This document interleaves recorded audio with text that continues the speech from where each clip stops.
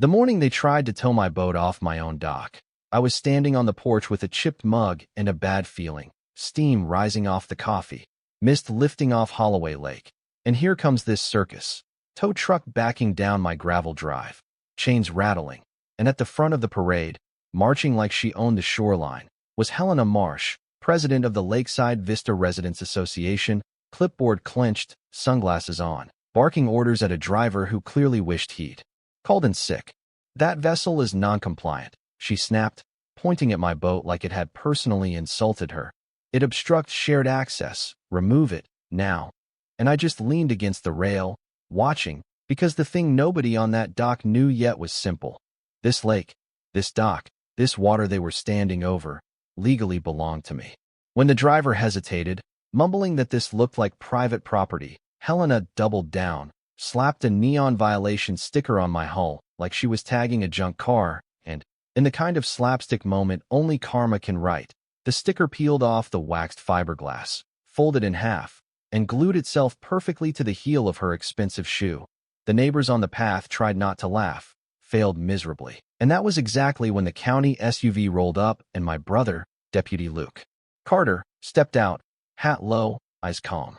"Ma'am," he said, in that slow, polite tone he uses right before a storm. "You got any actual paperwork that lets you tow property off my brother's dock?" She didn't. And standing there, watching her face drain of color, watching her board members shuffle, and the tow truck driver quietly unhook the chain, that was the moment I knew this wasn't about a boat. It was about control, and she was about to find out she'd been trespassing on my lake for years. You have to understand something about this place, about me, about why I didn't just start screaming that first day.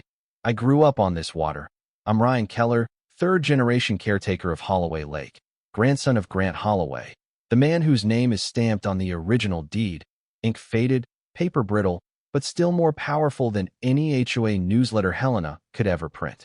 When I was 14, Grandpa Grant walked me along the North Shore, where the granite teeth stick out of the bank and the wind cuts clean. He took a sealed envelope out of his jacket and pressed it into my hands, his voice slow, like time itself had to make room for every word.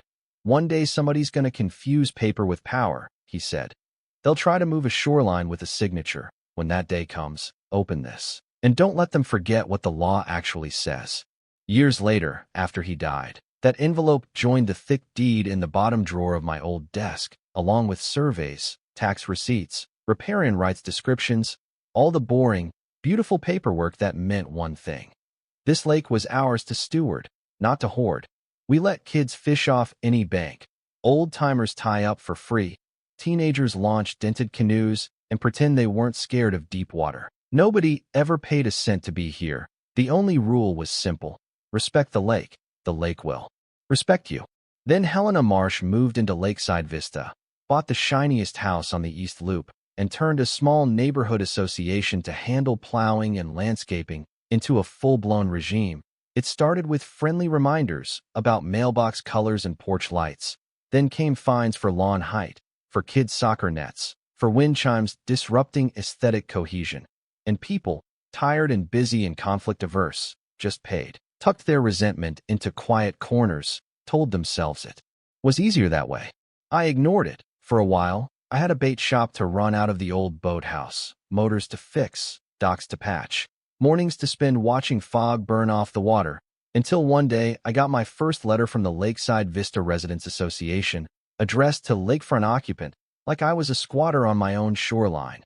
I laughed, tossed it into the stove, watched HOA language curl into smoke.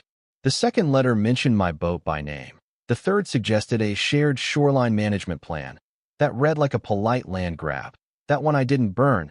I filed it, right next to copies of the deed and county surveys, and I started a notebook. Dates, names, what she said, what I answered, which neighbors came by with stories about being measured, ticketed, humiliated by Helena and her clipboard crusade. You don't fight that kind of person with noise. Grandpa taught me that without ever saying the words, you fight them with patience, paper, and timing. So while Helena escalated, more emails, more threats, more phrases like community view corridor and oversized vessel, I went to the county recorder, ordered certified copies of everything with my family name on it, traced boundary lines, looked at how far the HOA's jurisdiction actually went, and it stopped a good distance before my dock, no matter how loudly she yelled about shared amenities. Then, one night, the phone rang, quietly making everything louder. A banker in town, voice flat and careful, asking if I knew anything about the struggling node on the little marina at the South Cove, the HOA showpiece they used for their fancy events. "We might be looking for an interested buyer," he said, and right there, in the silence after that sentence, the whole shape of the future clicked into place. I didn't smile. Not yet. I just said, "Send me the paperwork," and thought about that envelope in the bottom drawer. The week after Helena's first failed tow attempt, the dock became a magnet for attention. The story of the sticker stuck to her heel spread faster than algae in August. Neighbors replayed the clip on their phones at the diner. Kids made edits with sound effects. And instead of backing down like any sane person would, Helena Marsh did what people like her always do. She mistook public laughter for a cue to shout louder. HOA emails multiplied, long blocks of text about visual harmony and oversized craft, warnings about misinformation online, vague threats of legal counsel retained.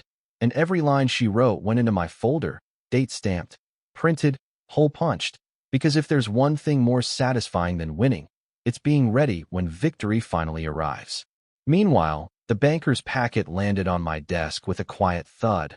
Loan details, amortization tables, the marina's debt tied not to the land, but to the improvements and operating rights, and buried in the legal sludge was a clause I recognized immediately from old stories, an ancient right of first refusal tied to my grandfather Grant Holloway's original riparian agreement. If anyone tried to change who controlled operations on that slice of shore, our family had to be offered the chance to. Take it first. I took that sealed envelope from the drawer, hands a little unsteady, opened it, and inside was exactly what I expected and exactly what I needed. A short note in Grant's shaky handwriting, a reminder that they'll come for the shoreline, not from the water, but from the paper. When they do, don't argue, just buy the paper, and a copy of the old clause itself. I called my lawyer, Grace Harlow, a woman who treats commas like loaded weapons and makes a living reminding bullies that contracts still beat confidence. "I think it's time I bought a note," I told her. "And maybe a little leverage with it," she laughed, low and delighted. "Then let's do it right, once, so we never have to do it again." While we worked quietly, Helena staged round two. She came back down my road on a bright Saturday, like she was filming a commercial, 2 board members in matching polo shirts flanking her. Poor tow truck Eddie dragged along again, eyes apologetic, and this time she had a skinny man in a cheap navy suit in tow. Introduced him to the gathering neighbors as Attorney Malcolm Price, legal counsel for the Lakeside Vista Residents Association. His tie choked him. His folder overflowed with printouts from the HOA website, and, I'd bet money, at least, one paragraph stolen from Wikipedia. "Mr. Keller," Helena called, raising her voice like a bullhorn. "Under our association's authority, your vessel remains in violation. We will be removing it today." I took a slow sip of coffee, glanced at Deputy Luke, who was leaning against his cruiser at the top of the drive like a spectator with front row seats, and said, "Malcolm, is it? You got any document from the county, state, or federal government that says this dock is yours to regulate?" He stammered something about community impact and aesthetic jurisdiction. The words "view corridor" appeared again, and that's about when the Coast Guard auxiliary boat slid into the cove, white hull cutting clean lines in the water, 3 uniforms on board, one with a clipboard, because it turns out when an HOA keeps threatening to seize registered watercraft, the actual authorities get curious. "Morning," the lead officer said, stepping onto the dock. "We got a report of some kind of unofficial enforcement action out here." He listened patiently as Helena and Malcolm tried to explain how a subdivision newsletter had somehow evolved into maritime law, then flipped through her evidence, mostly bylaws typed in Calibri and a rudimentary map drawn in highlighter, and finally looked up, trying not to smile. "Ma'am, none of this gives you authority over private docks or navigable water. You don't control this lake, and you definitely don't control this vessel." Silence, then snickers, then open laughter as another violation sticker slid right back off my hull and landed, once again, on Helena's shoe like it had a personal grudge. By that night, clips of HOA Lady vs. Coast Guard were all over town, Local groups turned her speeches into remixes. The diner sold no jurisdiction coffee for a week, and the Lakeside Vista Residents Association went from feared to mocked in record time. I didn't say much, online or off. I just kept working with grace, and within days, my brand new LLC, Ironwater Holdings, owned the note on the marina, the ramps, the docks her HOA loved to pose on, the very stage she'd chosen for her next big performance. She didn't know that, of course, when she plastered the neighborhood with glossy flyers for an emergency rally to reclaim the lake, scheduled for Saturday at noon. Right there at the marina, the same hour I quietly posted an open invite for a community cookout at the lakeside docks. Kids welcome, no dress code, no fines. The day arrived like a split-screen movie. On one side, Helena Marsh showed up with SUVs full of board members, a megaphone, a shaky cameraman from the local station, and a rolled-up banner about taking back community waters. On the other side, neighbors unloaded coolers, grills, guitars, and folding chairs. She climbed onto the marina deck, now technically mine, and started preaching about one rogue homeowner and chaos on the lake. Waving a letter with a fake-looking seal, announced it as a legal document from their attorney, affirming complete HOA jurisdiction over the shoreline, and, because pride makes you sloppy, handed it to me when I asked to read it. The seal was crooked, the font was wrong, and at the bottom, in pale watermark, were the words, "Template, do not use." I flipped it to show the crowd, raised an eyebrow.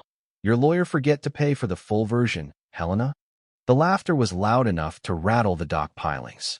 That's when Luke stepped in, deadpan, holding the actual, notarized papers. "For the record," he said, loud enough for the cameras to hear. "As of this week, the marina and these docks fall under the control of Ironwater Holdings, property of Ryan Keller. Any vehicles parked here without his permission are subject to towing." Right on cue. Tow truck Eddie honked from the lot, already hooked up to Helena's SUV. She spun, shrieking that he couldn't do that, and he just shrugged. "Sorry, ma'am." New owner's call. Fired up the winch and rolled away with her car, HOA banner flapping like a defeated flag. I didn't have to say a word. Her authority crumbled in front of the same neighbors she'd been bullying for years, on a dock I now controlled, over a lake she never owned, all because she believed volume could replace law. And just when any normal person would have stopped, admitted defeat, gone home to nurse their pride, Helena Marsh made one more mistake. She took me to court. The day of the hearing felt like a holiday. The county courthouse lobby packed with faces I recognized from docks and driveways, people who'd been fined for wreaths, for lawn ornaments, for leaving their trash cans out 30 minutes too long.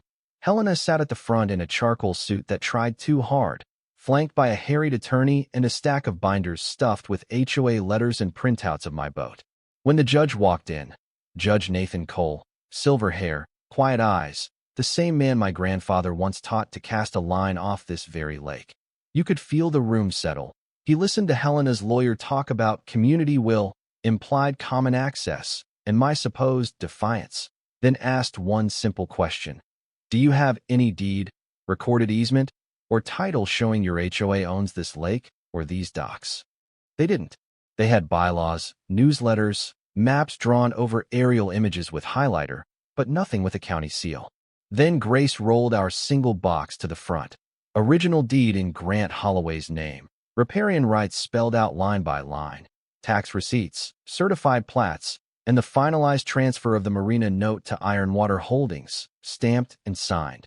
Judge Cole flipped through them slowly, nodding once when he reached my grandfather's signature. "Mrs. Marsh," he said, voice calm but hard, "you don't own this water. You never did. Your organization has no legal authority here. This lawsuit is frivolous, and this court will not be used as a weapon for your personal feud." He dismissed the case with prejudice, ordered the Lakeside Vista Residents Association to cover my legal costs, and, in one extra sentence that felt like a full sunrise, formally acknowledged my right to deny HOA access to my property and shoreline. It was over on paper, but it didn't feel finished in my chest until a week later, on what the neighbors started calling eviction day. By mid-morning, Deputy Luke and 2 other officers were down at the marina with a court order in hand, boxes full of HOA signs stacked on the dock. Members only, unauthorized craft prohibited, violation area. All the little metal scars Helena had hammered into this lake, now being unscrewed, unbolted, piled like trash at the edge of the water. The whole community came, not as a mob, but as witnesses, kids holding homemade cardboard flags that said things like, "Our lake, not theirs," old couples arm in arm, people who'd lived under her thumb finally watching the thumb get lifted. Of course Helena showed up, storming down the path, pink blazer back in defiance, shouting that this was illegal, that we were destroying community order, waving a folder like a shield until Luke calmly handed her the signed court order. "Mrs. Marsh, by law, you and your association no longer have any authority here. If you stay on this dock, you're trespassing." For a heartbeat, you could see her decide whether to explode or retreat. Then the deputies took a small step closer, and she did the only thing left. She broke, ranting about conspiracies and favoritism as they escorted her off the property she'd pretended to own for years, her voice fading into the trees while the rest of us stayed right where we were. The officers took that pile of signs, the physical embodiment of every petty threat, and doused them with buckets of lake water, ink running, paint streaking, rules dissolving into black smears on rusted metal before they loaded them away for good. Someone started clapping, then cheering, then laughing, and for the first time in a long time, the sound on that dock was joy, not tension. That evening, we strung lights between the pines, fired up grills, let kids jump off the dock without anyone measuring the splash. A local band played on the boathouse porch, and I hammered in a new wooden sign at the start of the path. "Holloway Lake. Welcome. Respect the water. Respect each other. No HOA." Later, when the music softened and lanterns floated across the dark surface like small, drifting moons, I sat alone at the end of the dock, thinking about Grandpa Grant and that old envelope, about how close we'd come to letting a handful of people with letterhead rewrite what generations had built here with their hands. I didn't feel triumphant in a loud way. I felt steady, like the lake itself, like something that had been leaning for years was finally upright again. We didn't win because I yelled the loudest. We won because we were patient, because we kept records, because when the time came, we used the law the way it's supposed to be used, to protect, not to bully.